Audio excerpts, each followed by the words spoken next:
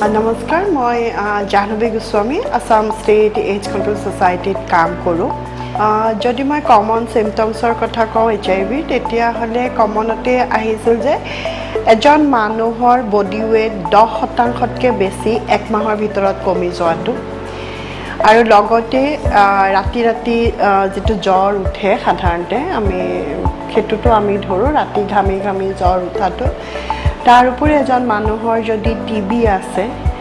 তাৰমানে এজন মানুহৰ 3টাতকৈ বেছি ৰোগ যদি একেলগে আছে তেতিয়াহ'লে ডক্টৰে HIV বুলি সাসপেক্ট কৰি পেলাই আমাৰ ইয়াতে ICTC টেষ্ট কৰোৱা হয় আৰু ICTCত যদি পজিটিভ আহে তেতিয়াহ'লে তেখেতক HIV পজিটিভ বুলি পেলাই ধৰা যায় সাধাৰণতে তিনিটাই TB স্কিন ডিজিজ বা ৱেট লছ ৰাতি জ্বৰ উঠি থকা সেই তিনিটাই মেইন কমন ডিজিজ হয় যেটো কাৰণে আমি HIV বুলি সাসপেক্ট কৰিব পাৰোঁ এজন মানুহক